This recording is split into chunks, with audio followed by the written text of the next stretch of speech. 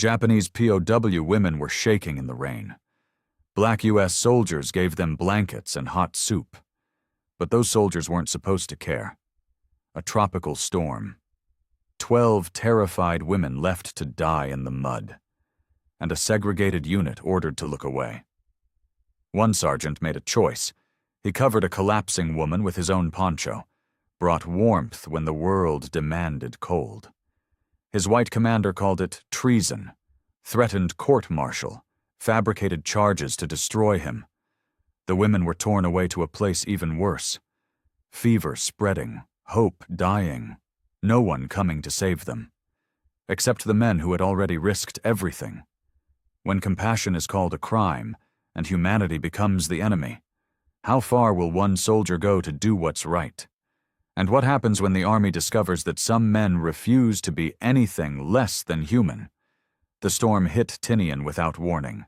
Rain hammered the corrugated metal roofs of the U.S. Army outpost. Wind tore at canvas tent flaps and sent loose equipment clattering across muddy ground. Sergeant Caleb Turner stood with his squad under the narrow overhang of the supply shed. Water poured from the edges in solid sheets. The men were soaked already.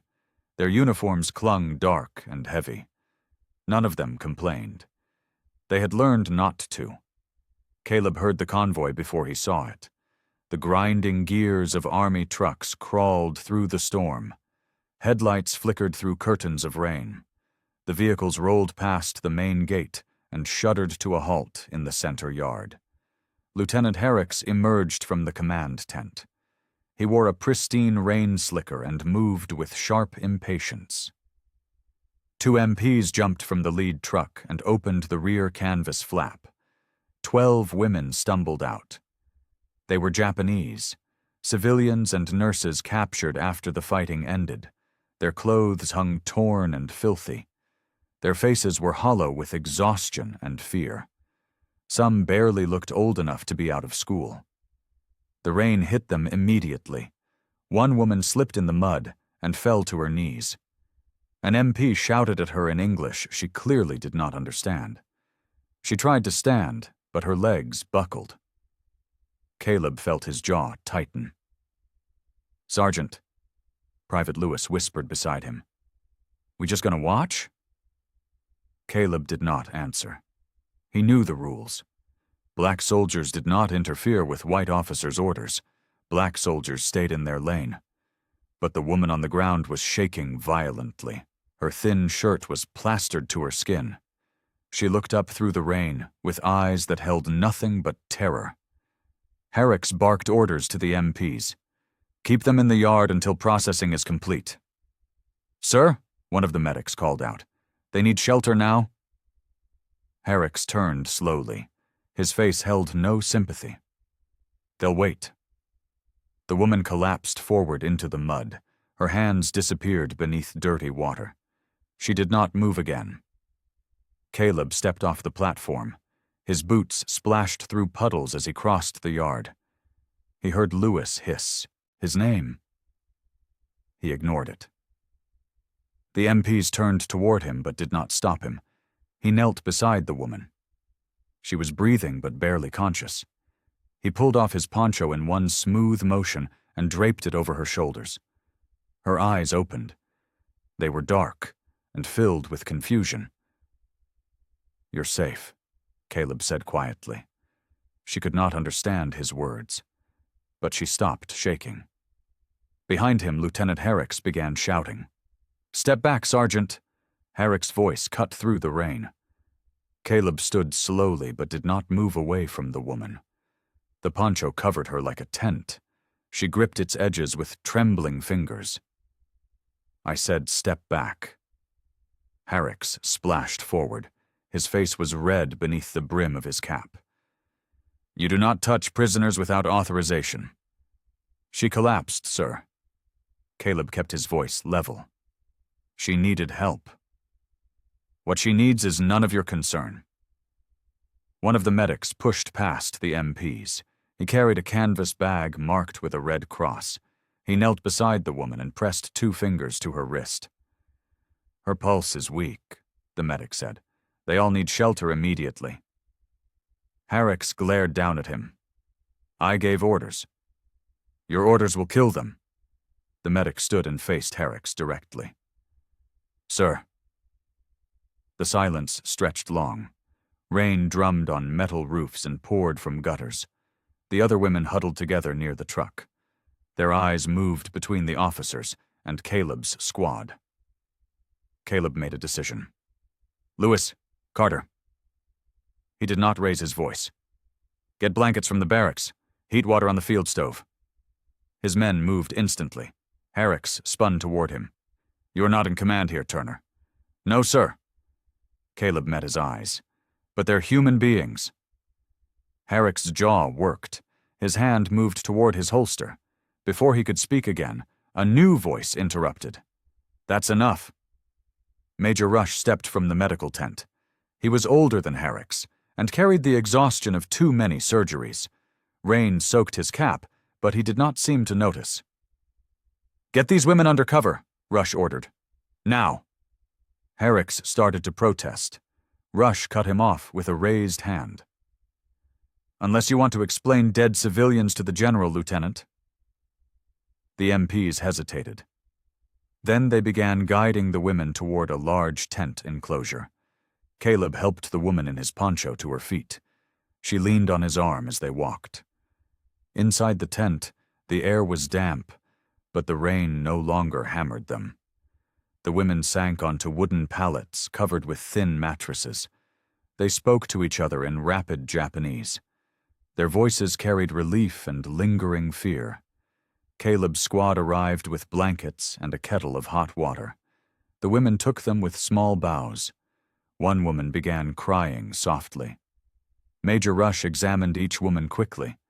He issued orders for food and dry clothes. Then he turned to Caleb.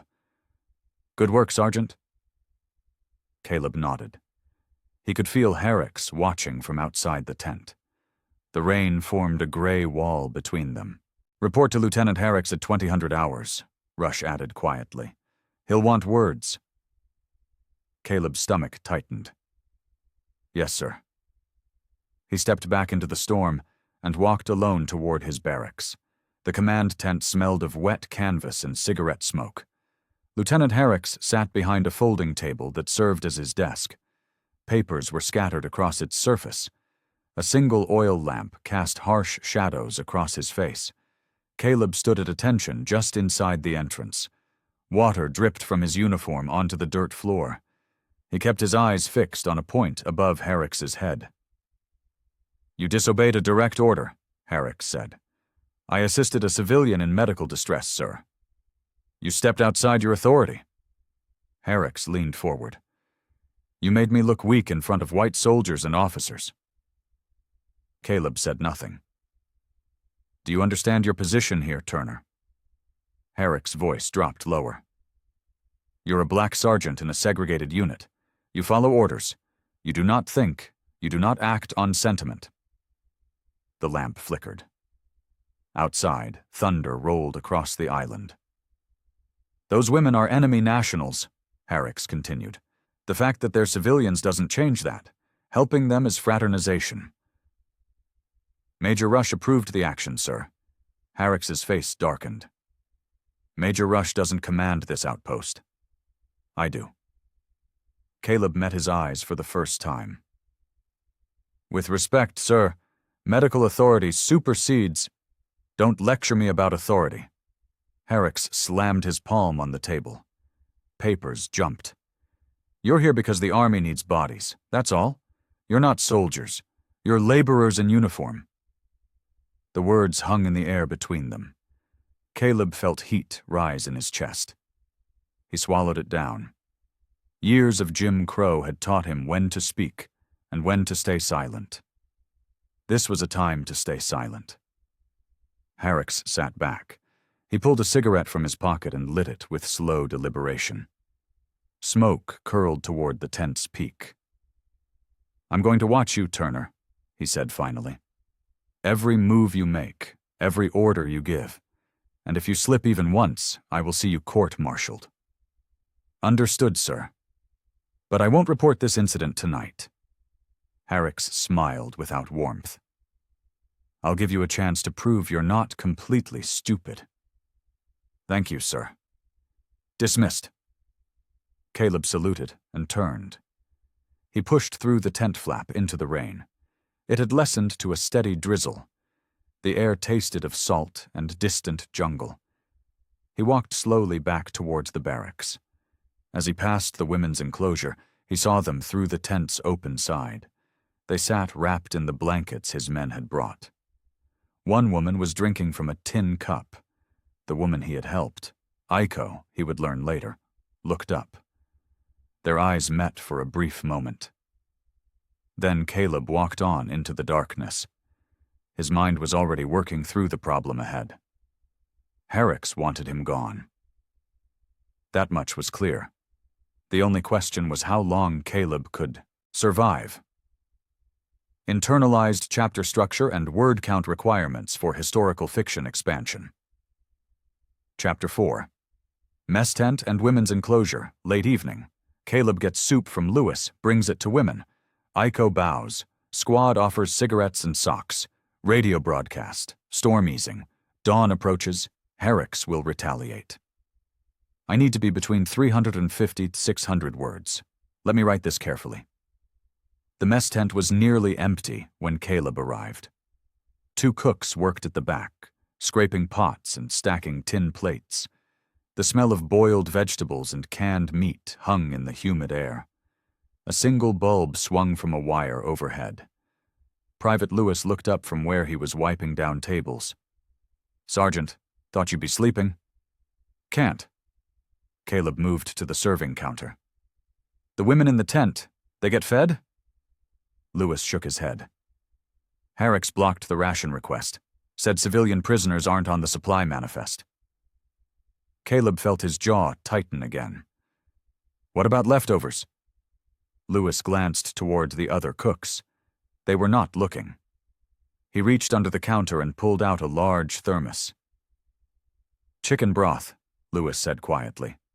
Was gonna dump it, but if someone wanted to take it for, say, personal use, I wouldn't see nothing. Caleb took the thermos. It was still warm. Thank you. Don't thank me, just don't get caught. Caleb carried the thermos across the compound. The rain had slowed to a light mist. Puddles reflected the yellow glow of scattered lamps. His boots made soft sucking sounds in the mud. The women's tent was dark except for one lantern. Most of them were lying down, wrapped in blankets. A few sat upright, whispering to each other. Caleb stepped inside. They all turned to look at him. He held up the thermos and gestured to his mouth. Soup, hot. The woman named Aiko rose slowly. She was still wearing his poncho over her damp clothes. She approached carefully, as if he might vanish. Caleb poured the broth into a tin cup and handed it to her. She took it with both hands. Steam rose between them. She bowed her head slightly. Thank you, she whispered in heavily accented English. Caleb felt something shift in his chest. You're welcome. He poured more cups and distributed them to the others. The women drank slowly, their hands wrapped around the warm metal. One woman began crying again. The others comforted her with soft words. Caleb heard footsteps outside. His squad appeared at the tent entrance. Lewis carried cigarettes. Carter had extra socks. Dixon brought a small radio wrapped in oilcloth. They entered without speaking and shared what they had. The women accepted everything with quiet gratitude. No one smiled, but the tension in the tent loosened slightly. Dixon turned on the radio. Static crackled, and then a voice emerged. An armed forces broadcast reported fighting on Okinawa. American advances, Japanese resistance collapsing. The women stiffened when they heard their country mentioned. Aiko stared at the ground. Caleb reached over and switched the radio off. Not tonight. His men nodded. They sat with the women in silence. Outside, the storm finally began to ease. The drumming rain faded to scattered drops. Caleb knew dawn would come soon. When it did, Herrick's would be waiting. But for now, in this tent, there was only warmth and the quiet sound of breathing. Morning assembly gathered the entire outpost in the main yard. The storm had passed during the night. Puddles reflected a pale gray sky. Mud covered everything. Soldiers stood in rough formation, segregated by unit and race. Caleb's squad lined up near the supply shed. They kept their backs straight and their faces blank. Around them, white soldiers talked in low voices. Some of them glanced toward the black troops with open contempt. Lieutenant Herrick's emerged from the command tent. He walked to the center of the yard. His boots were polished despite the mud. "Attention!" he barked. Everyone snapped to position. "Yesterday," Herrick's began, "we received 12 enemy civilians into custody. These individuals are prisoners under military authority. They will be treated according to regulation. Nothing more, nothing less." He paused and let his eyes sweep across the assembled men. "Some of you seem confused about that." His gaze landed on Caleb. "Some of you think compassion supersedes orders." Caleb felt every eye turn toward him. He did not move. "Sergeant Turner." Herrick's voice cut across the yard. "Step forward." Caleb marched to the center. He stopped 3 paces from Herrick's and saluted. His heart hammered against his ribs, but his hand was steady. "You provided unauthorized aid to prisoners yesterday," Herrick said. "I provided emergency medical assistance, sir. Without permission." Major Rush approved. "I didn't ask about Major Rush." Herrick stepped closer. "I asked about your decision to disobey my direct order." Before Caleb could respond, another voice interrupted. "That's incorrect, Lieutenant." Major Rush walked into the yard from the medical tent. He moved slowly, like a man too tired to care about protocol. He stopped beside Caleb. "Emergency medical intervention doesn't require your permission," Rush said. "It requires mine. I gave it." Herrick's face flushed red. "This is not your assembly, Major. And this is not a medical decision." Rush faced the gathered soldiers. "Those women were suffering from exposure and dehydration. Sergeant Turner prevented casualties. That's his job." The tension between the 2 officers was visible. Men shifted uncomfortably. This kind of public disagreement violated every rule of military hierarchy. Herrick's jaw worked silently. Then he turned back to Caleb. "You're dismissed, Sergeant, but this matter isn't finished." Caleb saluted and returned to his squad. Lewis exhaled quietly beside him. Carter's shoulders relaxed slightly. Major Rush walked away without another word. Herrick's stared after, him with barely contained fury. The assembly broke up moments later. Soldiers dispersed to their duties. Caleb led his men back toward their barracks. "That was bad," Dixon muttered. "Real bad." "Rush just made Herrick's look small," Lewis added, "in front of everyone." Caleb said nothing. His stomach felt tight and cold. He understood what had happened better than his men did. Herrick's had been humiliated twice now, once in the rain, once in front of the entire camp. Men like Herrick's did not forgive that. The barracks smelled of sweat and damp wool. Caleb sat on his bunk and pulled off his boots. His feet ached. The leather had dried poorly after yesterday's rain and left painful creases across his toes. Around him, his squad moved through morning routines. Lewis cleaned his rifle. Carter wrote a letter home. Dixon lay on his back, staring at the ceiling. "You hear what the MPs are saying?" Dixon spoke without moving. "About us." "Don't listen to MPs," Caleb said. "They're saying we're soft on the enemy, that we favor Japanese over our own people." Carter looked up from his letter. "Our own people? Those MPs treat us worse than dogs." "Doesn't matter." Dixon sat up. "Point is, they're talking, and talk gets around." Lewis set down his rifle. "What are you worried about?"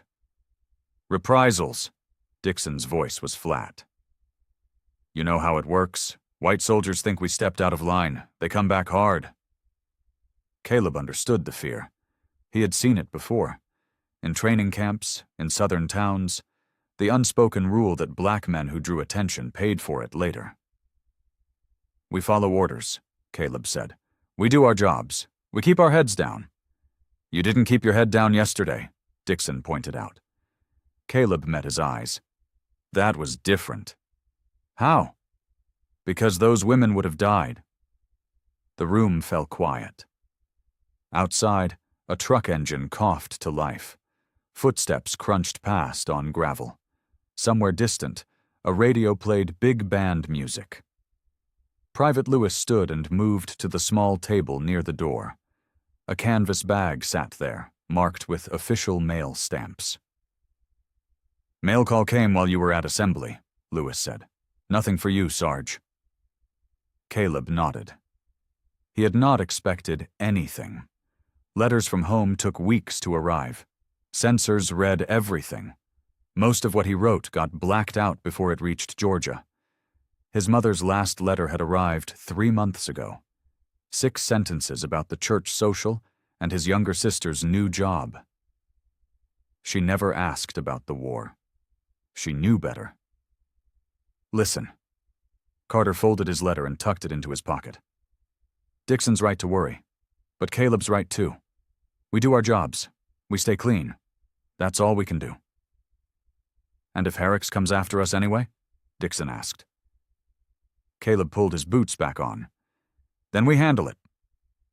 Before anyone could respond, a horn sounded outside. 3 short blasts. Assembly call. The men exchanged glances. "That's not scheduled," Lewis said. They grabbed their caps and filed. "Out." The yard was filling with soldiers again. This time only certain units were being called. A corporal Caleb did not know stood reading from a clipboard. 320th Barrage Balloon Detachment, B Squad, the corporal called. "Report to compound perimeter. You're reassigned to guard detail. Women's enclosure." Caleb felt his stomach drop. Beside him, Lewis swore under his breath. Herrick's stood near the command tent, watching. When Caleb looked his way, the lieutenant smiled. The women's tent enclosure sat at the eastern edge of the compound. Chain-link fencing surrounded it on 3 sides. The 4th side opened toward the medical tent. Guard posts stood at each corner, simple wooden platforms with canvas roofs. Caleb's squad took their positions. 2 men per post. 12-hour rotation. Standard duty. Except nothing about this was standard. Caleb positioned himself at the southwest post. From there he could see the entire enclosure. The women moved inside the tent, visible through the open sides. Some sat on their bunks. Others stood near the entrance, looking out at the compound. The day was hot. The storm had left humidity hanging in the air. Caleb's uniform stuck to his back. He watched the women carefully. Not as prisoners, not as enemy nationals, as people trying to survive something they did not understand. One of them approached the fence. It was Aiko. She still wore his poncho folded over her arm. She stopped several feet from the chain link and looked up at him. Caleb climbed down from the guard post. He stayed on his side of the fence. "Safe?" Aiko asked. Her English was hesitant but clear. Caleb nodded. "Yes, safe." She seemed to relax slightly. She pointed to herself. "Aiko." "Caleb." He touched his chest. She repeated his name carefully. "Caleb." Close enough. He almost smiled. Aiko gestured toward the other women. "Water?" Caleb pointed to the medical tent. "Doctor brings water, every 2 hours." She did not understand all the words, but she understood the gesture. She bowed her head slightly and returned to the tent. Throughout the afternoon, small interactions like this repeated. The women needed to know where the latrines were, when food would arrive, if the fence was locked at night. Caleb answered with gestures and simple words. His squad did the same. Lewis even attempted to count to 10 in Japanese, using phrases he remembered from propaganda posters. He got most of them wrong, but the women seemed amused. The atmosphere in the enclosure slowly shifted. The women still watched the guards carefully, but they no longer flinched when soldiers approached.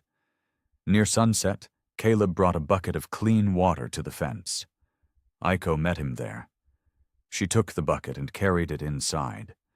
The other women drank gratefully.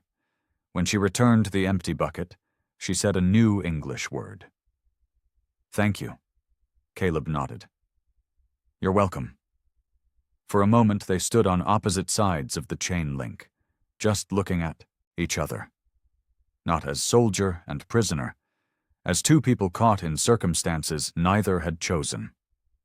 Then footsteps approached. Lieutenant Herricks walked along the perimeter. His hands were clasped behind his back. His face showed nothing. He stopped in front of Caleb's post and stared at the women. Then he looked at Caleb. "Comfortable duty, Sergeant?" "No, sir." "Good." Herricks turned and walked away. Caleb watched him go. The message was clear. This assignment was not a favor. It was a test. Herricks was waiting for him to make another mistake. Caleb climbed back onto the guard post and resumed his watch. The sun dropped toward the horizon. Shadows stretched long across the compound. Inside the tent, Aiko glanced back at him once. Then she disappeared into the darkening interior. Sunset painted the compound in shades of orange and gold. Major Rush arrived with 2 medics and a supply crate. They entered the women's enclosure through the gate Caleb unlocked for them. The women gathered near their bunks, watching nervously. Rush moved from woman to woman with quiet efficiency. He checked pulses, examined hands and feet for injuries, asked questions through a Japanese-speaking interpreter who had arrived that afternoon. Caleb stood at the entrance, maintaining his post. He could hear fragments of conversation inside. "Dehydration improving," Rush said, "but still malnourished." "The youngest one has a fever," one medic reported. "Start her on sulfa, small doses." The examination took 40 minutes. When Rush emerged, he stopped beside Caleb. "Your men did good work yesterday," Rush said quietly. "Those women might not have survived without immediate intervention." "Just doing our duty, sir." "Your duty." Rush studied him. Herricks would disagree. Caleb said nothing. Rush pulled a cigarette from his pocket, but did not light it. "You know he wants you gone." "Yes, sir." "He's going to push until you break or give him cause." Rush finally lit the cigarette. "Don't give him cause." "I'll try, sir." Rush exhaled smoke into the evening air. "The women will receive better bedding tonight. Extra rations, too. I pushed it through official channels this time." Relief touched Caleb's chest. "That's good news, sir." "Don't thank me yet." Rush dropped the cigarette and crushed it under his boot. "A general inspection is scheduled for tomorrow morning. Whitford himself." Caleb's stomach tightened. General Whitford commanded the entire island operation. His visits were rare and always significant. "Herricks requested it," Rush continued. "Claims he wants oversight on prisoner treatment, but I think he's planning something else." "Like what, sir?" "Like making you look bad in front of the highest authority on this island." Rush met his eyes. "Watch yourself tomorrow, Turner. Herricks is going to use that inspection against you." "Understood, sir." Rush walked away toward the medical tent. His medics followed, carrying empty supply crates. Caleb returned to his post. Inside the enclosure, the women received their improved bedding. Actual mattresses instead of thin pallets, clean sheets, thicker blankets. The relief on their faces was visible even in the fading light. Aiko looked toward Caleb's post. She could not see him in the shadows, but she bowed anyway, toward where she knew he stood. An army jeep pulled up outside the command tent. An officer stepped out carrying a briefcase. He entered Herrick's tent and did not emerge. Lewis climbed up to the guard post beside Caleb. "That's General Whitford's aide," Lewis said. "What's he doing here tonight?" Caleb did not answer. He already knew. Herrick's was preparing, making sure every detail of tomorrow's inspection would go exactly as he planned. And whatever Herrick's had planned, it would not be good for Caleb or his squad. The sun finished setting. Darkness covered the compound. Inside the women's tent, a single lantern burned. The women prepared for sleep under their new blankets. Caleb remained at his post, watching the entrance to Herrick's tent. Light glowed from inside. Shadows moved across the canvas walls. Tomorrow would decide everything. Dawn came cool and gray over Tinian. Caleb stood in the women's enclosure before the sun fully rose. His squad worked around him, sweeping the dirt floor and straightening bunks. The women helped where they could, smoothing blankets and organizing their few possessions. General Whitford would arrive within the hour. Everything needed to be perfect. Caleb checked the water buckets, full and clean. He inspected the latrine area, adequate and maintained. He walked the fence line, testing posts for stability. The women watched him work. They understood something important was happening. Their faces showed nervous anticipation. Aiko approached him near the gate. She held something folded in her hand. When she reached him, she held it out. It was a piece of paper torn from a ration box. On it, she had written letters in careful English script. "Aiko Tanaka," the paper said. Caleb looked at her. She pointed to the words, then to herself. "Your name," Caleb said. She nodded. "My name." She pointed to him. "Your name?" "Caleb Turner." She tried to repeat it, but the sounds came out wrong. She frowned, concentrating hard. "Caleb Tuna." Close enough. Caleb folded the paper carefully and put it in his breast pocket. "Thank you." Aiko bowed slightly. Then she returned to help the other women. Lewis climbed down from checking the tent canvas. "Everything's ready, Sarge. Place looks good." "It needs to look better than good." They worked for another 30 minutes. By the time they finished, the enclosure looked organized and humane. The women sat on their bunks, clean and calm. Medical supplies were stacked neatly near the entrance. Caleb heard engines approaching. His chest tightened. "Positions," he ordered quietly. His squad moved to their posts. They stood at attention, rifles held properly but not threateningly. Caleb positioned himself at the main gate. 3 jeeps rolled into the compound. The lead vehicle carried General Whitford's flag. The general himself sat in the passenger seat, his uniform crisp despite the humidity. Lieutenant Herrick's emerged from the command tent. He had dressed with particular care. His brass gleamed. His cap sat at a precise angle. Major Rush appeared from the medical tent. He looked tired but alert. The jeeps stopped. General Whitford stepped out. He was older than Caleb expected, maybe 55, with gray hair and sharp eyes that missed nothing. Herrick's saluted. "Good morning, General. Welcome to the inspection." Whitford returned the salute absently. His attention had already moved to the women's enclosure. "Let's begin," he said. They walked toward the gate where Caleb stood waiting. Behind him, the women rose from their bunks and stood in a nervous line. This was it. The moment that would decide everything.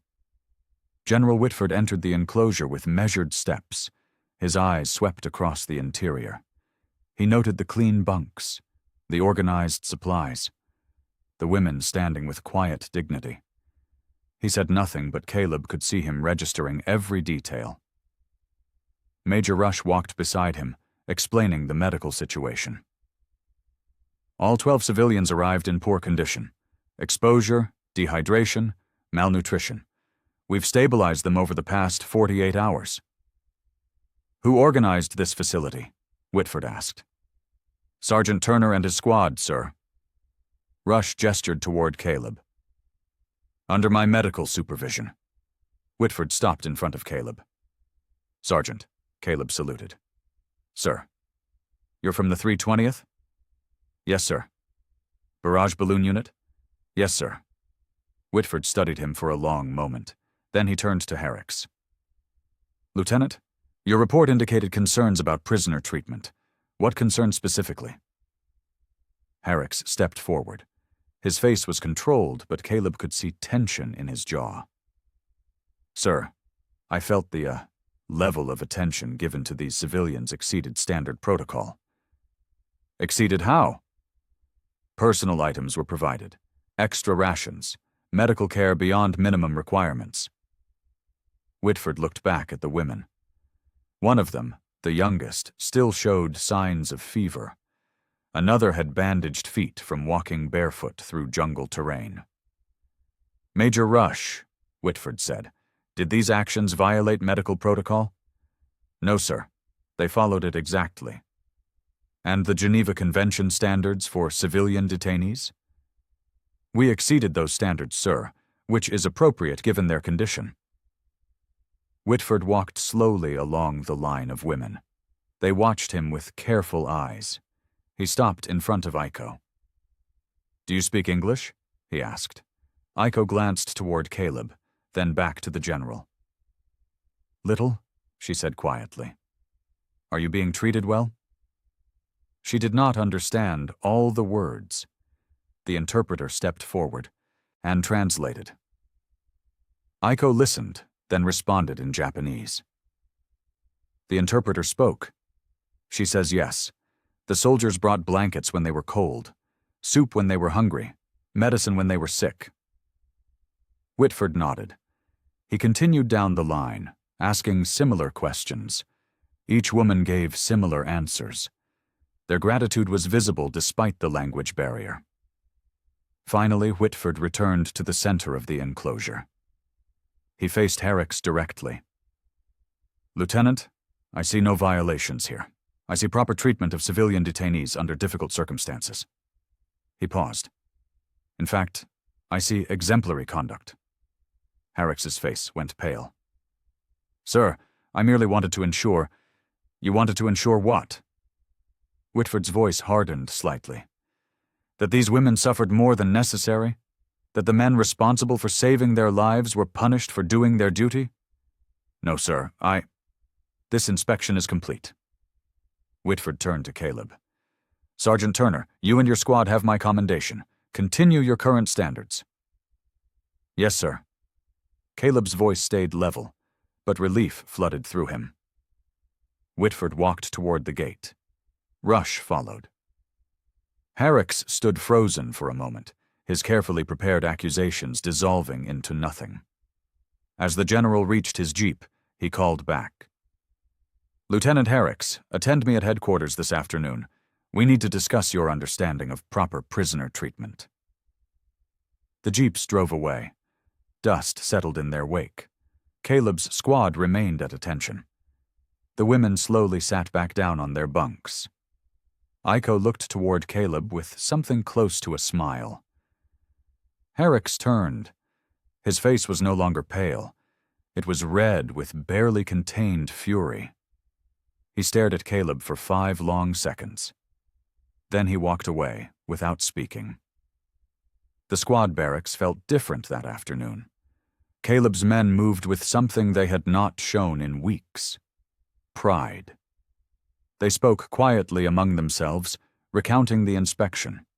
The general's words, Herrick's humiliation. Lewis opened a can of peaches he had been saving.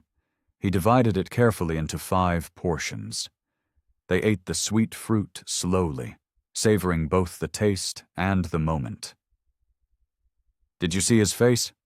Dixon grinned. Herricks looked ready to explode. The general shut him down hard, Carter added, in front of everyone. Caleb sat on his bunk, saying little. He wanted to share their relief. but something in his gut told him this victory was temporary. A shadow passed the window. Caleb glanced up and saw 2 white MPs walking by. They looked directly into the barracks. Their faces showed cold contempt. One of them said something to the other. Both laughed. The sound cut through the afternoon quiet. Lewis noticed. His smile faded. What was that about? Nothing good, Caleb said. Throughout the rest of the day, the pattern repeated. White soldiers passing the barracks, sideways glances, whispered comments just loud enough to hear fragments. Getting too close. Favors the enemy. Should know his place. By evening, the atmosphere in the barracks had shifted. The brief joy from the inspection disappeared. In its place came familiar tension. Dixon sat on his bunk, cleaning his rifle with sharp, angry movements. They're saying we're traitors, that we care more about Japanese prisoners than American soldiers? Let them talk, Lewis said. But his voice lacked conviction. Talk turns into action. Dixon looked at Caleb. You know that better than anyone. Caleb did know. He had seen it in Georgia, seen it at training camps. Black men who drew attention paid for it, sometimes with their careers, sometimes with their lives. Carter moved to the window and looked out. MPs are gathering near the motor pool, more than usual. Caleb stood and joined him. 8 or 9 white MPs stood in a loose group. They were not working, just standing, watching, waiting. Maybe we should... Lewis started. A sharp knock interrupted him. The door opened before anyone could respond. A runner stood there, a white Private Caleb did not recognize. Sergeant Turner, Lieutenant Herricks requires your presence immediately. The barracks went silent. Where? Caleb asked. His office tent, now.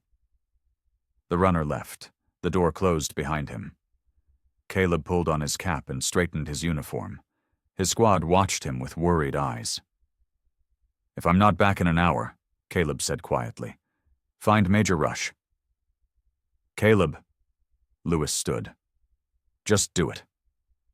Caleb walked out into the fading daylight. The MPs near the motor pool turned to watch him pass. None of them spoke, but their attention felt dangerous. He crossed the compound toward Herrick's tent. Each step felt heavier than the last. The small paper Iko had given him pressed against his chest through his pocket. Whatever was coming, he would face it standing. Herrick's tent was dim despite the afternoon light. The lieutenant sat behind his desk with his hands folded. Papers were arranged in neat stacks before him. His face showed no emotion. Sit down, Turner. Caleb remained standing. I prefer to stand, sir. That wasn't a suggestion. Caleb sat in the wooden chair facing the desk. It was positioned lower than Herrick's seat, forcing him to look up. Herrick's opened a folder and pulled out several pages. Do you know what these are? No, sir.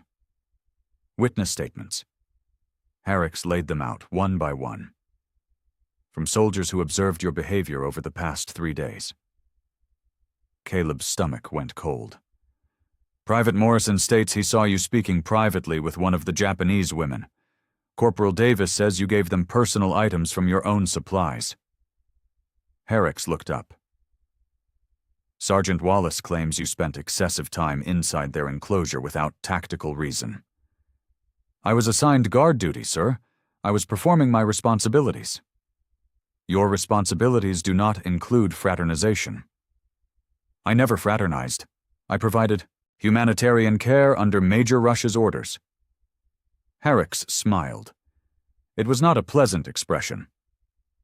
Major Rush isn't here to protect you now, and these statements tell a different story. He slid another paper across the desk. This one is particularly interesting. It suggests you developed an inappropriate relationship with one specific woman, the one you helped during the storm. Caleb's jaw tightened. That's a lie. Is it? Harrix leaned forward. Or did you cross a line without realizing it? Did you let your emotions override your judgment? I followed medical protocol and military regulations. You followed your own agenda. Harrix's voice sharpened. You made me look incompetent in front of a general. You undermined my authority, and now you're facing court-martial for fraternizing with enemy nationals. The words hung between them. Court-martial, dishonorable discharge, possibly prison. Everything Caleb had worked for destroyed.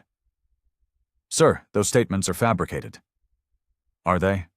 Harrix pulled out a pen. Or are you just unwilling to admit the truth? He pushed a blank form across the desk. It was a confession template. Sign this, Harrix said. Admit you overstepped. Accept reassignment away from prisoner detail. I'll file the paperwork as a minor infraction. You'll receive a reprimand, but nothing more. Caleb stared at the paper. The words swam before his eyes. If you refuse, Harrix continued, I'll file formal charges. These statements will go to a military tribunal. You'll be dishonorably discharged, possibly imprisoned, and your men will face investigation as accomplices. He was threatening the entire squad, not just Caleb. You have 30 seconds to decide, Harrix said. Caleb looked at the confession, then at the fabricated witness statements, then at Harrix's cold face. Every instinct screamed at him to sign, to protect himself, to protect his men, to survive. But signing meant admitting to something he had not done. It meant accepting shame for showing humanity. No, sir, Caleb said quietly. Harrix's face hardened. What? I won't sign a false confession. You're refusing a direct order? I'm refusing to lie. Caleb stood. If you want to court-martial me for helping dying women, then do it, but I won't help you. Harrix stood as well. His hands trembled slightly. You just ended your career, Turner. Maybe. Caleb met his eyes. But at least I can live with myself. He saluted and walked toward the exit. You're dismissed from guard duty effective immediately, Harrix called after him, and confined to barracks pending investigation. Caleb pushed through the tent flap into the evening air. His chest felt tight. His hands shook. But he had not signed. 2 hours later, trucks arrived at the women's enclosure. Caleb watched from the barracks window. MPs surrounded the gate. The women were ordered out of the tent. They emerged confused and frightened. What's happening? Lewis stood beside Caleb. Transfer. Caleb's voice was hollow. The MPs herded the women towards the trucks. They moved roughly, shouting orders the women could not understand. One woman stumbled. An MP grabbed her arm and yanked her upright. Caleb started toward the door. Don't. Carter blocked his path. You're confined to barracks. If you go out there, I can't just watch. You have to. Carter's voice was firm. Harrix is looking for any excuse. Don't give it to him. Caleb turned back to the window. The women climbed into the truck beds. They held onto the metal sides, their faces pale with fear. Aiko was the last to board. She looked toward the barracks. She could not see Caleb through the window. But somehow she knew where he was. She reached into her pocket and pulled out a small piece of paper. She folded it quickly and pressed it into the hand of one of the medics standing nearby. The medic looked confused. Aiko pointed toward the barracks, said something urgent in Japanese. The medic nodded. The trucks started their engines. Black smoke poured from the exhausts. The women gripped the sides tighter as the vehicles lurched forward. Caleb watched until the trucks disappeared around a bend. Dust hung in the air where they had been. 5 minutes later, someone knocked on the barracks door. Dixon opened it. The medic stood there, holding the folded paper. This is for Sergeant Turner, the medic said, from one of the women. Dixon took it and handed it to Caleb. Caleb unfolded the paper carefully. On it was written one word in shaky English letters. Thank. Below it, she had drawn a small flower. Caleb stood holding the paper. His squad gathered around him. No one spoke.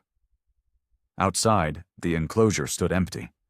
The fence cast long shadows across abandoned bunks. A single blanket fluttered in the breeze. "Where are they taking them?" Lewis asked finally. "MP compound on the west side," Carter said. "I heard one of the drivers mention it." "That place is a hole," Dixon said. "No medical, no supplies, just wire and guard towers." Caleb folded the paper and put it in his pocket next to Aiko's name. 2 scraps of paper. 2 small acts of connection in a world designed to keep them apart. "We should eat something," Lewis said. "Dinner rations came." But none of them moved. They stood in the barracks as darkness filled the space around them. Outside, the empty enclosure mocked them with its silence. Caleb knew this was Herrick's final move. Remove the women. Remove the evidence. Make it impossible for Caleb to prove his actions were justified. The war would end eventually. The women would disappear into the chaos of peace. And no one would remember that 12 terrified people had been shown kindness by men the army barely considered human. Night settled over the barracks. The squad sat on their bunks, picking at cold rations. No one had much appetite. The events of the day pressed down on them. Finally, Dixon broke the silence. "So what do we do?" Caleb looked up. "About what?" "About everything. The court-martial threat. The women being transferred, all of it." "We wait," Caleb said. "Wait for what?" Dixon's voice rose. "For Herrick's to destroy you? For those women to die in that compound?" "Keep your voice down," Carter warned. But Dixon was standing now, pacing. "We did the right thing. Everyone knows it. Even the general said so. But Herrick's is still going to hang us for it." "He's going to try," Caleb corrected. "And we just let him?" Caleb set down his canteen. "What do you suggest?" Dixon stopped pacing. "We could go to Major Rush. Get him to intervene again." "Rush already put himself at risk for us," Lewis pointed out. "He can't keep fighting Herrick's without consequences." "Then what?" Dixon spread his hands. "We sit here while everything falls apart?" Caleb stood and walked to the window. The compound was dark except for scattered lamps. The medical tent glowed faintly. Rush was probably still working, treating injuries from the day's training exercises. "We talked to Rush," Caleb said, "but carefully. We ask him what he knows about the transfer, where the women went, what condition that facility is in." "And then?" Carter asked. "Then we see if there's anything we can do." "You're still confined to barracks," Lewis reminded him. "You can't go anywhere without breaking orders." "I know." The squad exchanged glances. They understood what Caleb was saying. He would break orders if necessary, risk everything if it meant doing what was right. "If you go to Rush," Dixon said slowly, "we're coming with you." "No, I go alone. If this goes wrong, no reason for all of us to burn." "With respect, Sarge, that's stupid." Carter stood. "We're in this together, from the beginning." Lewis and Dixon nodded. Caleb felt something shift in his chest. These men did not have to stand with him. They could have stayed silent, protected themselves, but they chose loyalty instead. "All right," Caleb said. "We go together, but we go smart. After lights out, using the back paths." "When?" Dixon asked. Caleb checked his watch. It was nearly 9. "Give it 2 hours. Let the MPs finish their rounds. Then we move." The squad began preparing quietly. They changed into darker clothing, removed anything that might reflect light or make noise. This was not official business. This was something else. Caleb sat on his bunk and pulled out the 2 papers Aiko had given him. Her name, her thanks. He read them again in the dim lamplight. Outside, thunder rumbled in the distance. Another storm building over the ocean. The island was always caught between rain and heat. Never any middle ground. 2 hours passed slowly. Finally, Caleb stood and gestured to the door. His squad followed him into the darkness. Major Rush's tent sat apart from the main medical facility.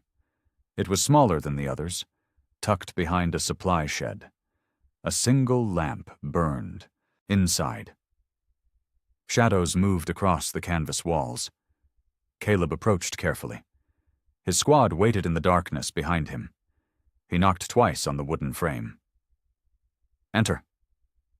Caleb pushed through the flap. Rush sat at a small desk, reading medical reports by lamplight. He looked up, unsurprised.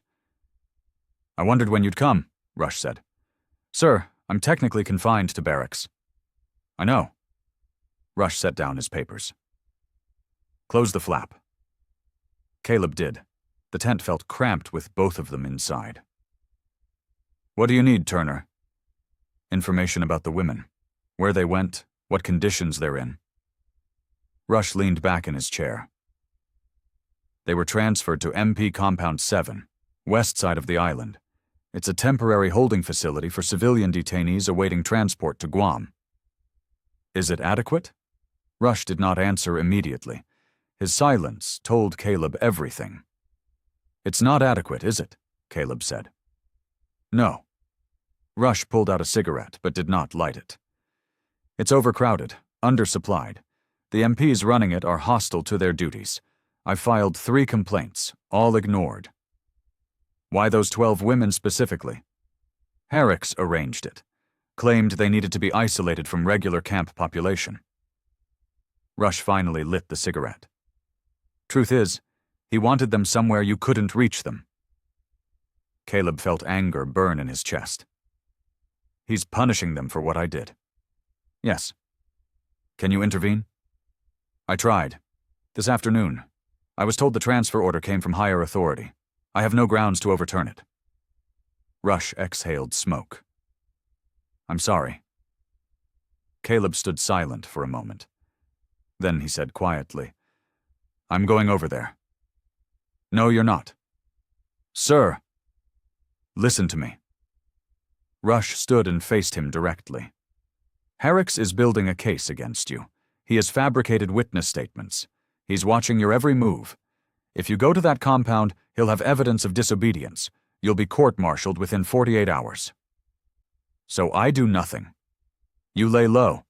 Let me work through official channels. Give me time to gather allies who can pressure Herrick's." "How much time?" "A week, maybe 2. Those women might not have 2 weeks." Rush's face showed deep frustration. "You can't save everyone, Turner. Sometimes you have to choose between doing what's right and surviving to fight another day." The words stung because they were true. Caleb started towards the exit, then stopped. "What would you do, sir, if you were in my position?" Rush was quiet for a long moment. "Honestly? I don't know, but I know getting yourself destroyed won't help anyone." Caleb pushed through the flap and rejoined his squad. They walked back toward the barracks in silence. Halfway there, Caleb stopped. He held up a hand. The others froze. Through the distant darkness came a sound, faint but unmistakable. Coughing. Multiple voices, coming from the direction of the MP compound. "You hear that?" Lewis whispered. They all heard it. Carried on the night. Wind. The sound of sickness. Caleb stood listening until the coughing faded. Then he continued walking. His face showed nothing but his mind was working. When they reached the barracks, he said quietly, "Get some sleep. Tomorrow might be a long day." His men knew better than to ask questions. Caleb lay on his bunk, staring at the ceiling. Sleep would not come. His mind kept returning to the sound of coughing, to Aiko's face as she climbed into the truck, to Herrick's smile when the women were driven away. Around him, his squad tried to rest. Lewis tossed and turned. Carter sat propped against his pillow, eyes open. Dixon snored softly, the only one who had managed to sleep. Near midnight, footsteps approached outside. Caleb tensed, but the footsteps passed by without stopping. He checked his watch. The luminous hands showed 12:30. More footsteps. These stopped at the barracks door. Someone knocked quietly. Carter was closest. He opened the door a crack. A medic stood there, one Caleb recognized from Rush's staff. "Sergeant Turner," the medic whispered. "Word is spreading. There's sickness at Compound 7. The MPs requested medical support but were refused." "Refused by who?" Caleb sat up. "Lieutenant Herrick's. He says it's not a medical priority." Lewis swore under his breath. Dixon woke and sat upright. "How bad is it?" Caleb asked. "Don't know. But the MP who brought the request said at least half the prisoners are showing symptoms. Fever, respiratory distress, dehydration." The medic glanced over his shoulder nervously. "Major Rush wanted you to know. Said he's filing an emergency request first thing tomorrow, but tomorrow might be too late." "Why tell me?" The medic met his eyes. "Because everyone in medical knows what you did, and we think someone should do it again." He left before Caleb could respond. The squad sat in darkness. Outside, the wind picked up. The storm that had been building all evening was finally arriving. "We have to go," Dixon said. "It's a trap," Carter countered. "Herrick's is probably counting on us doing exactly that." "Doesn't matter." Lewis stood and began pulling on his boots. "We can't let them die. We'd be disobeying direct orders." Carter looked at Caleb. "You're already facing court-martial. This would guarantee it." Caleb sat on the edge of his bunk.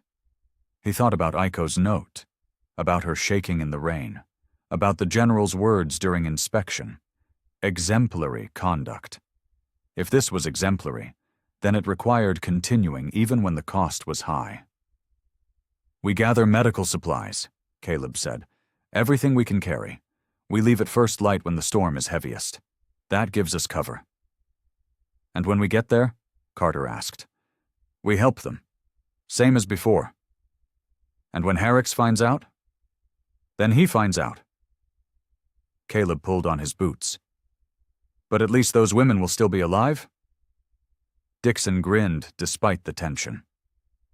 "That's what I'm talking about." They moved, quietly through the barracks, gathering supplies, blankets, canteens, the aspirin Carter had been saving. Clean bandages Lewis kept in his footlocker. Outside, rain began falling. First scattered drops, then a steady downpour. Thunder rolled across the island. Caleb checked his watch again. 4 hours until dawn. 4 hours to prepare for what might be the end of everything. He pulled out Aiko's papers and read them one last time. Then he folded them carefully and put them back in his pocket, right over his heart. "Get some rest," he told his squad. "We move at 0500. No one slept. They sat in the darkness, listening to the rain, waiting for morning and whatever consequences it would bring. Rain hammered the island at dawn. Caleb led his squad through muddy trails between compounds. They carried medical supplies wrapped in canvas to keep them dry. The storm provided cover. Few soldiers moved in weather this heavy. Water ran down their faces and necks. Their boots sank deep with each step. The path wound through sections of jungle between cleared areas. Branches hung low and dripped constantly. They passed a supply convoy heading the opposite direction. The truck driver glanced at them, but said nothing. Black soldiers carrying equipment in the rain was not unusual. The army used them for every miserable task. Lewis slipped on wet roots and caught himself. "How much farther?" "Half mile," Caleb said. "Maybe less." The sound of the storm covered their movement. Thunder rolled constantly. Lightning flashed over the ocean. The sky stayed dark gray despite the early hour. They emerged from jungle onto a cleared road. Compound 7 sat ahead. Wire fencing surrounded low wooden buildings. Guard towers stood at each corner. The place looked temporary and harsh. 2 white soldiers stood near a supply truck. They wore rain gear and smoked under the truck's canvas. They saw Caleb's squad approaching and straightened. "Keep walking," Caleb said quietly to his men. "Don't stop unless they stop us." The white soldiers watched but made no move. One said something to the other. They both laughed. Then they returned to their cigarettes. Caleb's squad passed them and continued toward the compound gate. The guards there would be harder to avoid. As they got closer, Caleb heard the coughing. It was worse than last night. Multiple voices hacking and wheezing. The sound carried even through the rain. Dixon heard it too. "That's bad." "I know." They reached a point where the jungle met the compound's outer fence. Caleb stopped and studied the layout. The main gate was guarded, but a supply entrance on the east side looked less secure. "There," he pointed. "We go through the delivery gate." Carter nodded. "What if they challenge us?" "We tell the truth. We're bringing medical supplies." "And if they refuse?" Caleb adjusted the canvas bundle on his shoulder. "Then we make them accept." They moved along the fence line. The rain intensified. Water poured from the sky in solid sheets. Visibility dropped to barely 20 yards. The delivery gate came into view. One guard stood there, hunched under a poncho. He looked miserable and inattentive. Caleb led his squad directly toward him. No hesitation, no uncertainty. They walked with the confidence of soldiers following orders. The guard noticed them and called out, "State your business." "Medical supplies," Caleb shouted back. "Major Rush sent us." The guard hesitated. He looked at the black soldiers, then at the bundles they carried. Rain ran off his helmet in streams. "Nobody told me about this," the guard said. "Nobody tells you anything," Caleb replied. "You opening this gate, or should I report the delay?" The guard's face showed irritation, but he was cold and wet and did not want to argue. He unlocked the gate and pulled it open. "Make it quick." Caleb's squad filed through. Behind them, the gate clanged shut. They were inside now, no turning back. The guard at the inner checkpoint jumped to his feet. "Stop right there!" He was an MP corporal, older than most. His face showed hostility immediately. "Who authorized you to enter this compound?" "Medical emergency," Caleb said. "We brought supplies. This facility is restricted. You need written orders." "People are dying." Caleb kept his voice steady. "We have medicine." The corporal stepped closer. "I don't care what you have. You're not authorized. Turn around and leave."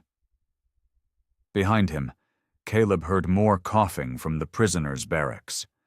The sound was desperate. Several women were calling out in Japanese. "Let me speak to the officer in charge," Caleb said. "There is no officer. I'm in command until 0800.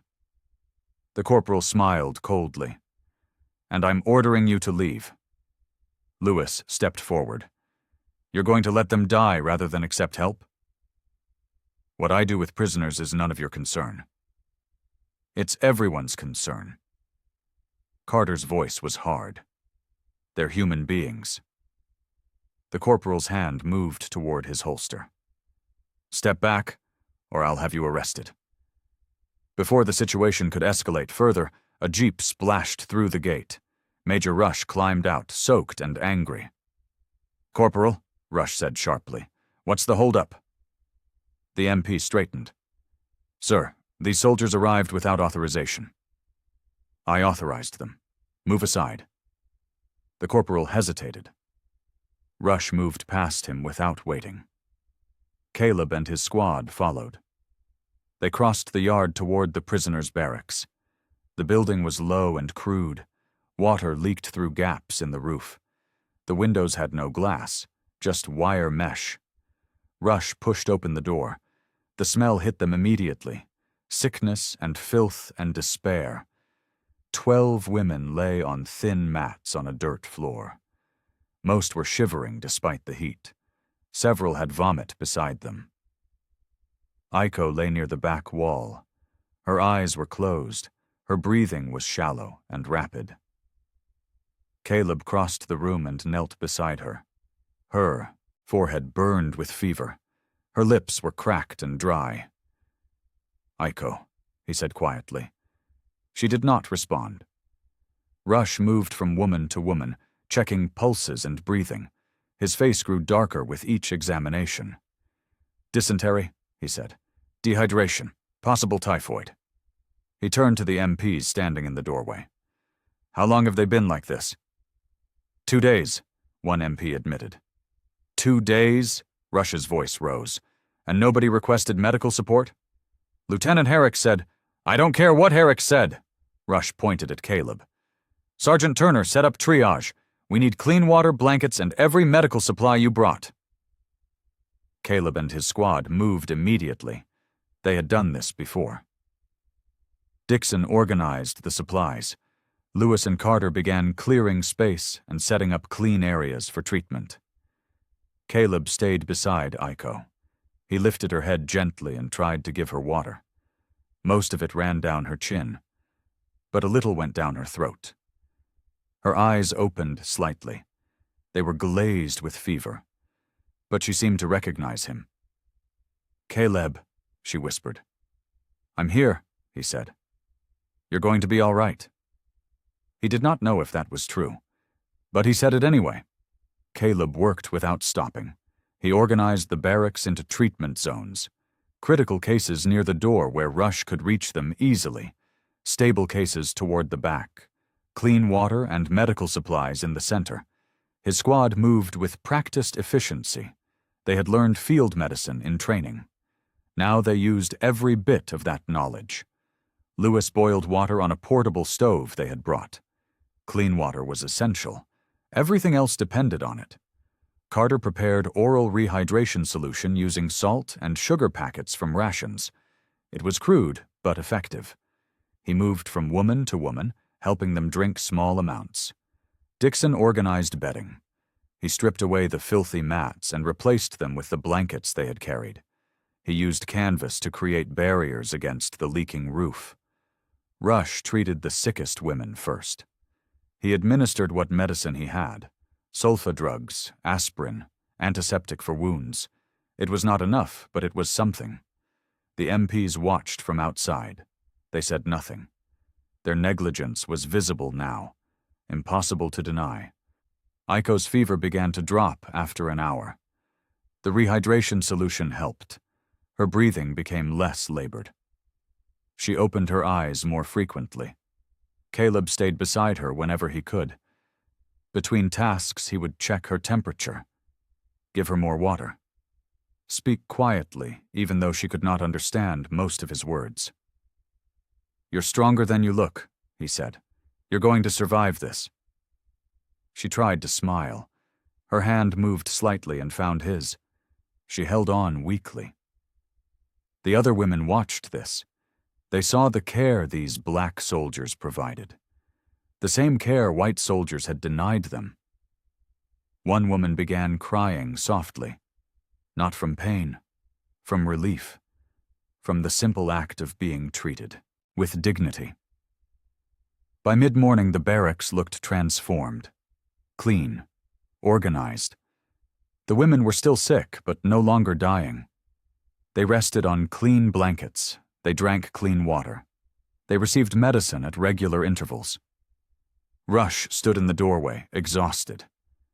"This will hold them for now, but they need a proper medical facility." "Will Herrick's allow a transfer?" Caleb asked. "Herrick's doesn't have a choice anymore."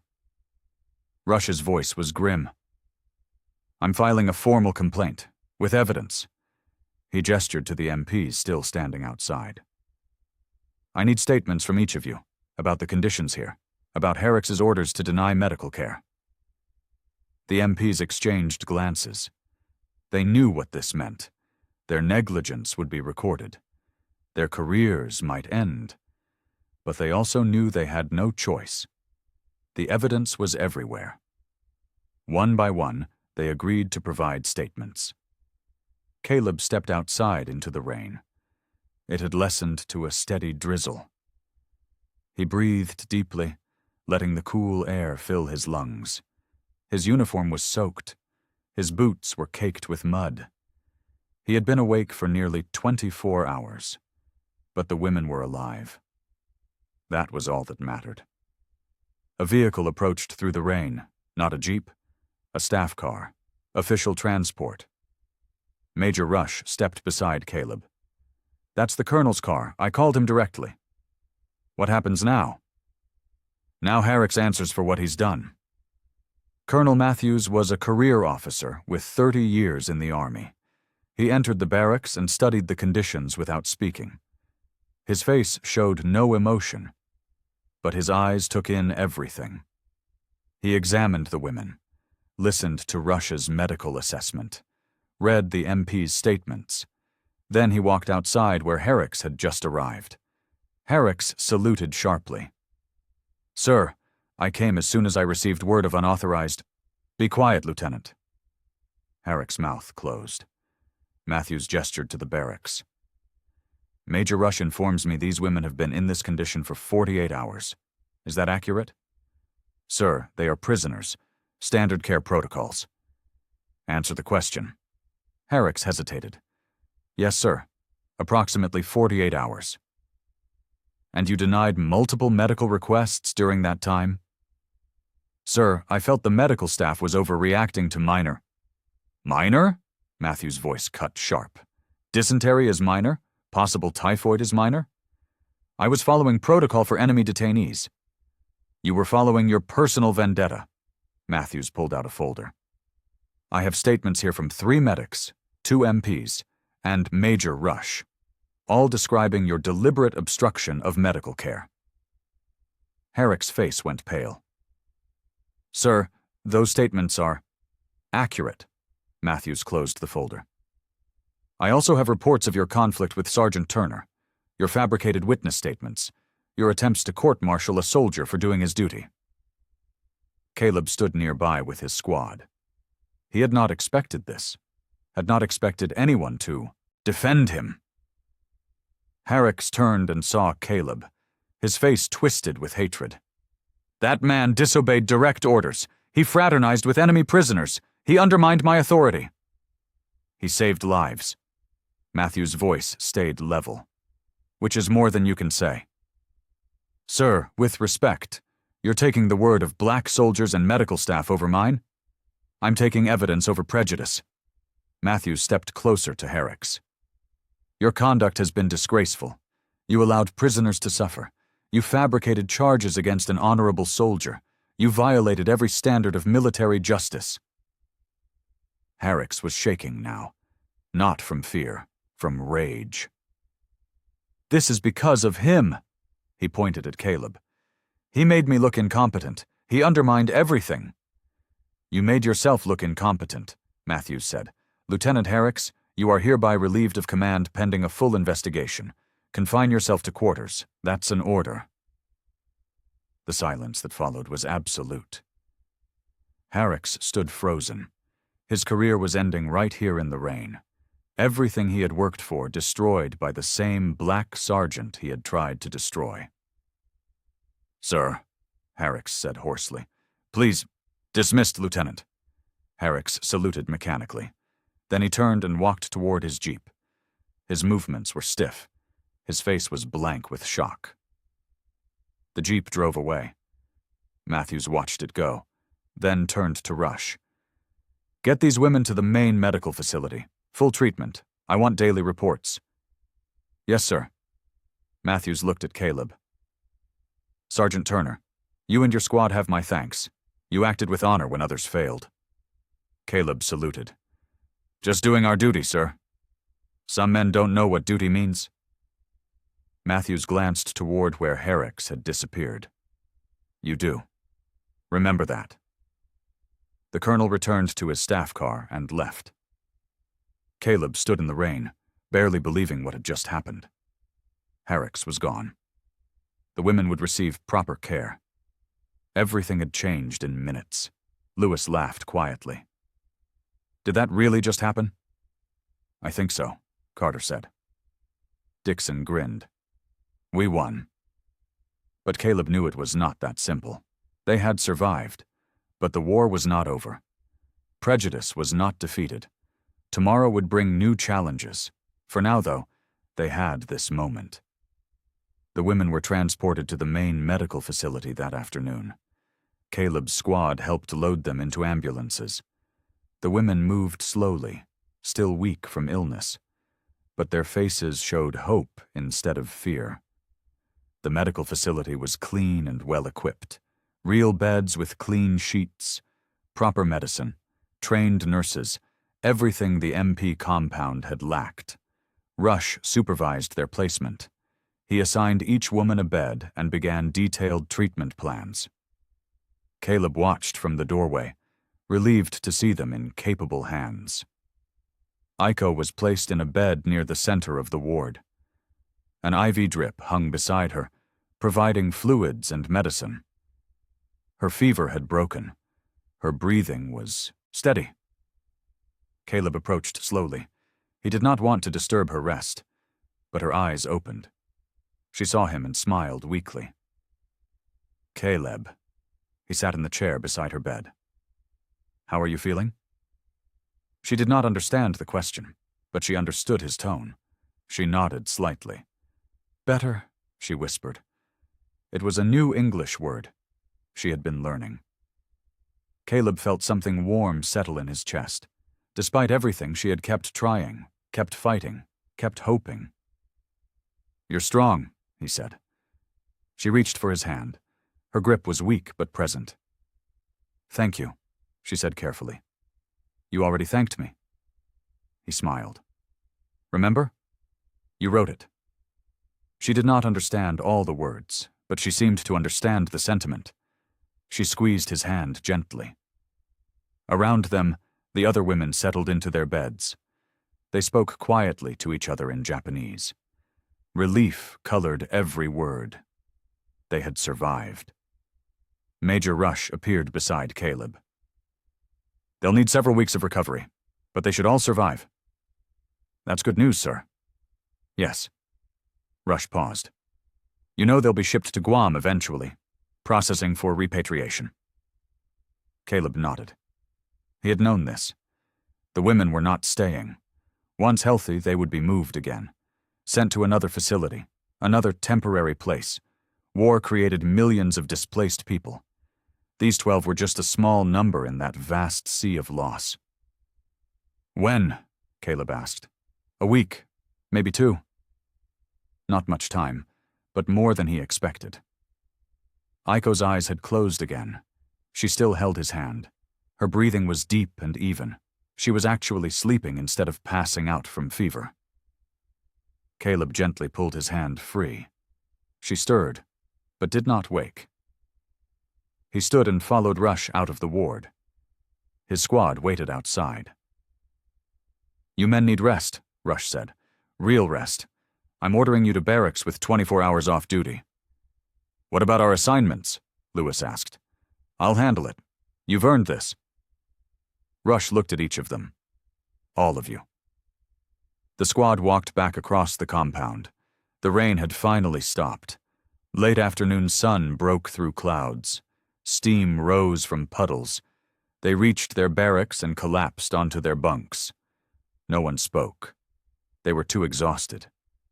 Caleb lay on his back, staring at the ceiling. His body ached. His mind felt empty. He should have felt triumphant. They had won. But all he felt was tired, and aware that this temporary victory would not change the larger world they lived in.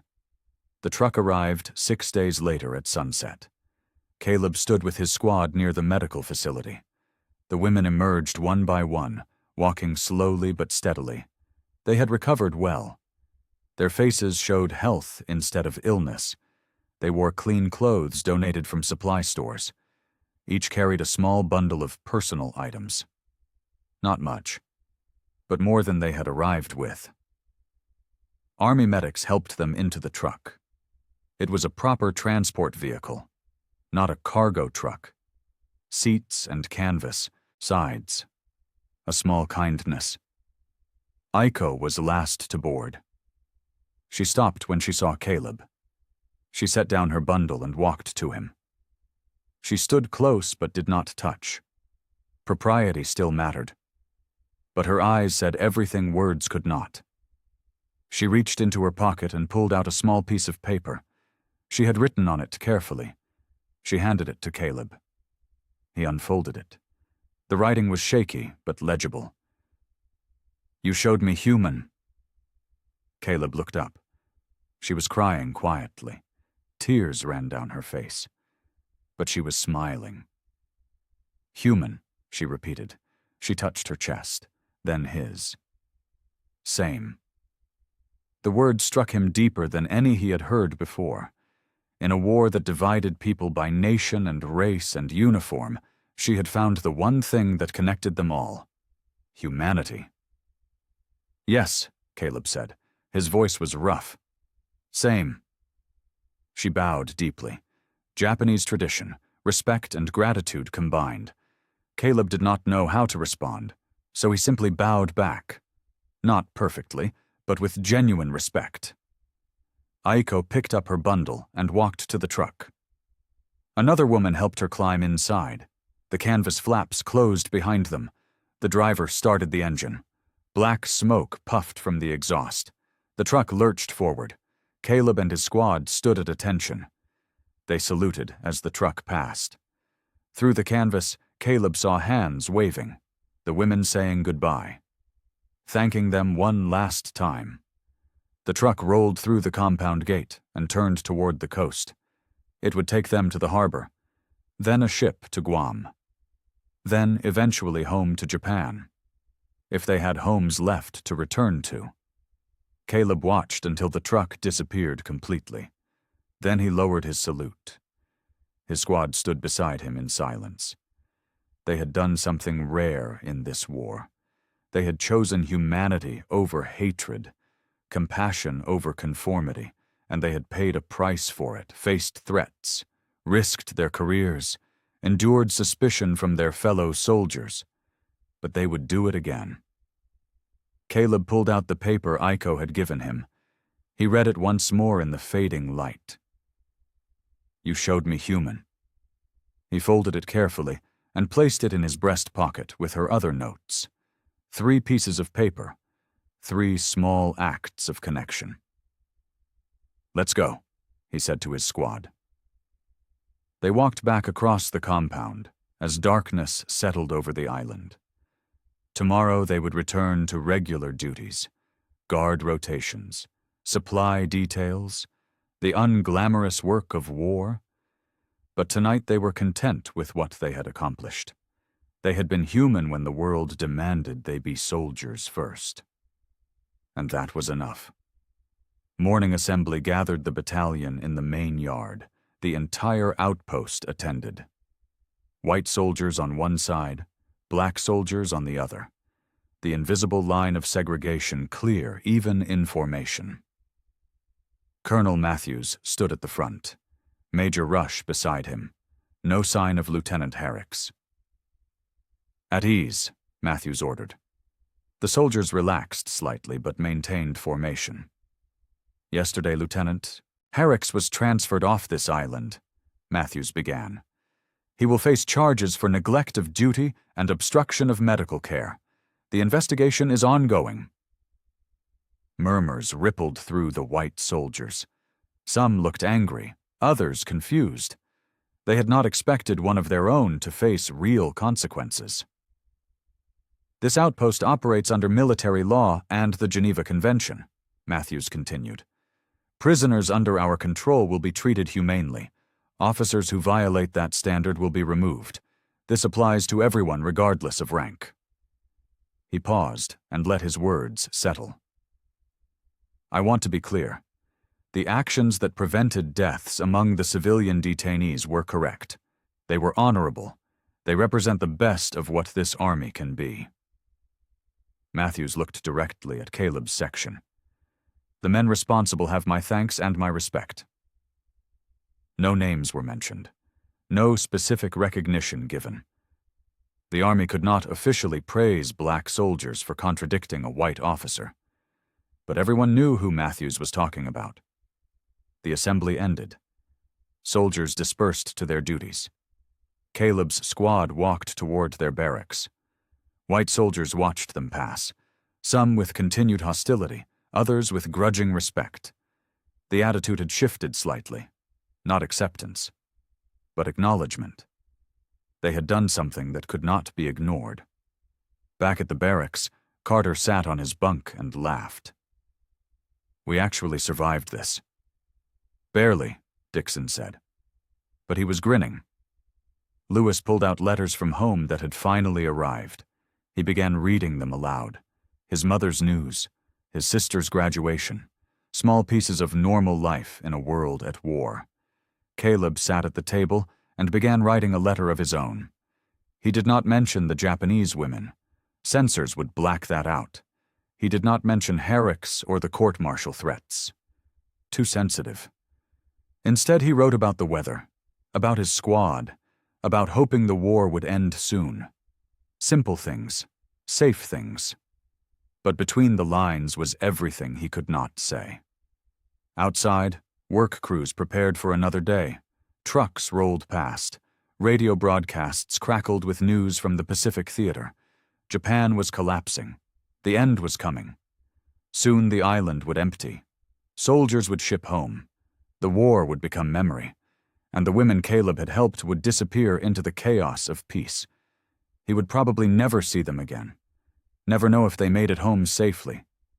But he would remember, would carry those 3 pieces of paper, would know that for a brief moment in a terrible war, he had chosen right over easy.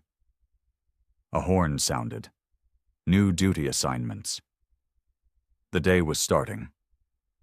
Caleb folded his letter and tucked it in an envelope. He pulled on his cap and stood. "Let's go," he said to his squad.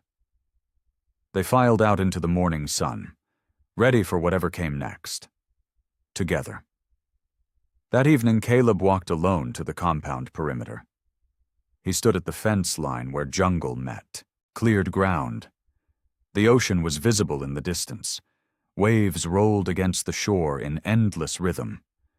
The storm clouds from days ago had vanished. The sky was clear. Stars appeared as daylight faded. More stars than Caleb had ever seen in Georgia. He pulled out the 3 papers Aiko had given him. Her name, her thanks, her final message about humanity. He read them in the dimming light. Small pieces of paper, but they meant everything. Caleb thought about the path that had led him here. Born black in Georgia, raised under Jim Crow, joined the Army hoping for something better, found segregation in uniform instead. He had learned early that the world divided people. Black from white, American from Japanese, soldier from civilian. The divisions were artificial, but enforced with real power. And yet here, in the chaos of war, he had found something unexpected. Connection, shared humanity, the recognition that suffering was suffering regardless of who felt it. The Army had treated him as less than fully human because of his skin color. Other soldiers had treated the Japanese women as less than human because they were the enemy. But Aiko had seen through all of that, had recognized him as simply human, and in that recognition had freed him to see the same in her. Caleb heard footsteps behind him. His squad approached quietly. "Thought you might be out here," Lewis said. They stood together at the fence, not speaking, just being present. Finally, Dixon broke the silence. "What happens to us now?" "Same as before," Caleb said. "We do our jobs. We survive. We go home when this ends." "And then?" Carter asked. "Then we remember that we did something right." The squad nodded. They understood. This moment would fade. The war would end. Life would continue. But they would carry this memory, this small act of defiance against hatred. One by one, His men drifted back toward the barracks. Caleb remained alone as full darkness settled. He looked up at the stars. Somewhere under the same sky, 12 women were being transported to another facility. Trying to survive another day, hoping for home. He would never know if they made it. War scattered people across the world and rarely brought them back together. But he had done what he could, had chosen compassion when the system demanded cruelty, had risked everything to save people the world told him were enemies, and he would do it again. Caleb pulled his poncho tight around his shoulders. The same poncho he had given Aiko that first stormy night. She had returned it before leaving, carefully folded, a gesture of respect. The wind picked up. Cool air blew in from the ocean. The war would end soon. Japan was days or weeks from surrender. Then the long process of peace would begin. Caleb would return to Georgia, to segregation and Jim Crow and all the injustices he had left behind. The war had not changed that. Black soldiers would come home to the same country that had treated them as second-class citizens. But something inside him had changed. He had learned that rules were not always right, that authority could be wrong, that sometimes the most important thing was simply being human when the world demanded you be something else. He stood at the perimeter as night deepened. Behind him, the compound settled into evening routine. Ahead, the jungle whispered in the darkness. Beyond that, the ocean rolled on forever. Caleb Turner, 26 years old, a sergeant in a segregated unit, stood firm. He had faced hatred and risked everything, had helped people he was taught to hate, had chosen dignity over fear. The war would end. He would go home. Life would continue. But he would always remember the women shivering in the rain, and the moment he chose to give them blankets and soup instead of looking away. In that choice, he had found something the army could not give him, and prejudice could not take away: his humanity. And that was enough.